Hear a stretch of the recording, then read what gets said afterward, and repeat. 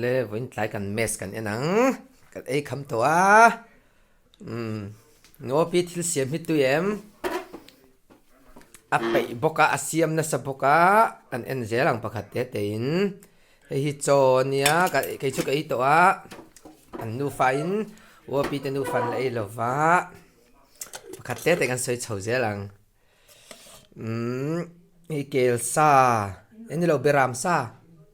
sa jok mo kha o beram sa nia chuan hi sakhi sarep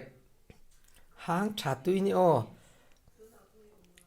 chung te thei hil veka kan ei kha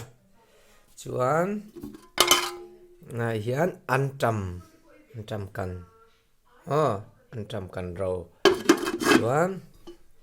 layan an tam chhum om boka yan tam chhum ania tui hang tlak top chuan he tani nia heng lai ni boka chuan ta hian bekang le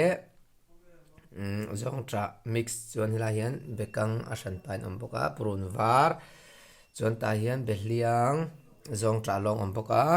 marcha hui tia kan top hi ni boka chuan helai hian marcha oma marcha hi purun var ne na rot chuan helai hian enliang an thur hang an thur rep tha em mai chini mix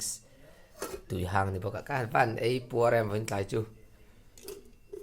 chuan video ka cover lo thelo chuan heta hian pakhat dokana leng lo ta hian hi kan hong leang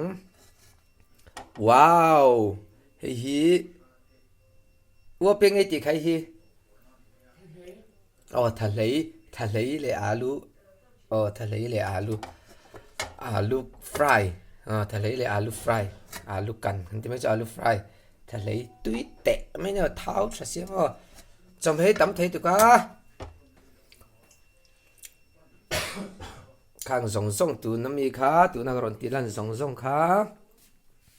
pusan jai nen kan tot sapalom kan ei ngek atui ma wang atui lo thei lo ne ma kon chom hei hi asiam tu na zir boka asiam tu na siam pei boka ni leng ina boi pui ni leng nu tei ma takin min siam sakamo tui to in kan ei tui lo hlawa kan ei thelo te hlawa pop in min siam sakan hi tui te mai ne o ei cha kom hlia bu du ho tam pe ka chono ei cha kom teng chu zen tlai mi hi du tok phatang